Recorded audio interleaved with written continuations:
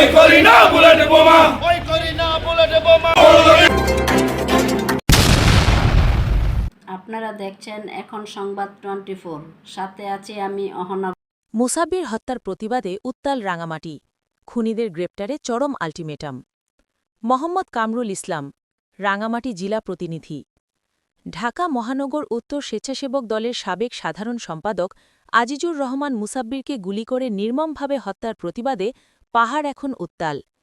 একসময় তুখোড় ছাত্রনেতা ও রাজপথের লড়াকু সৈনিকের রক্ত ঝরানোর ঘটনায় শোকে স্তব্ধ রাজনৈতিক অঙ্গন, আর ক্ষোভে ফুঁসছে রাঙ্গামাটির রাজপথ।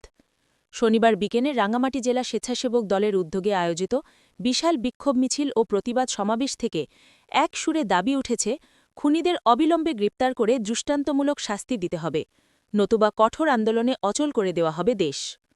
সকাল থেকেই রাঙ্গামাটি শহরের বিভিন্ন প্রান্ত থেকে ব্যানার ফেস্টুন নিয়ে খণ্ড খণ্ড মিছিল সহকারে নেতাকর্মীরা জেলা বিএনপি কার্যালয়ের সামনে জড়ো হতে থাকেন। সেখান থেকে এক বিশাল বিক্ষোভ মিছিল শুরু হয়। মিছিলটি শহরের প্রধান সড়কগুলো প্রদক্ষিণ করার সময় নেতাকর্মীদের গগনবিদারী স্লোগানে মুখরিত হয়ে ওঠে রাজপথ। মুসাব্বির ভাইয়ের রক্ত বৃথা যেতে দেব না, এই দৃপ্ত স্লোগানে সাধারণ মানুষের মধ্যেও সংহতি লক্ষ্য করা যায়। মিছিল শেষে এক বিশাল প্রতিবাদ সমাবেশ অনুষ্ঠিত হয়। এতে সভাপতিত্ব করেন রাঙ্গামাটি জেলা স্বেচ্ছাসেবক দলের সংগ্রামী আহ্বায়ক জাহাঙ্গীর আলম তালুকদার। সমাবেশে প্রধান অতিথি হিসেবে উপস্থিত হয়ে জেলা বিএনপির সাধারণ সম্পাদক মামুনুর রশিদ মামুন বলেন, মুসাব্বির কেবল একজন নেতা ছিলেন না, তিনি ছিলেন জাতীয়তাবাদী শক্তির এক নির্ভীক পাহারাদার। সন্ত্রাসীরা পরিকল্পিতভাবে তাকে গুলি করে হত্যা করেছে, যাতে গণতন্ত্রের কণ্ঠস্বর স্তব্ধ করা যায়। কিন্তু এই রক্ত বৃথা যাবে না, বাংলার মাটিতেই এই খুনিদের বিচার নিশ্চিত করা হবে।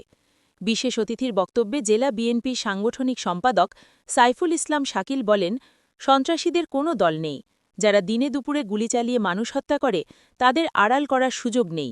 অবিলম্বে খুনিদের গ্রেপ্তার না করলে গণবিস্ফোরণ ঘটবে। সমাবেশে একাত্মতা ঘোষণা করে বক্তব্য রাখেন জেলা জাসদ সভাপতি কামাল হোসেন। এছাড়া রাঙ্গামাটি জেলা স্বেচ্ছাসেবক দলের সিনিয়র নেতৃবৃন্দের মধ্যে বক্তব্য রাখেন বেলাল হোসেন সাকু, সিনিয়র যুগ্ম আহ্বায়ক। তিনি প্রশাসনের নিরপেক্ষতা নিয়ে প্রশ্ন তুলে দ্রুত পদক্ষেপের দাবি জানান। মোহাম্মদ নুরুন নবী, যুগ্ম আহ্বায়ক।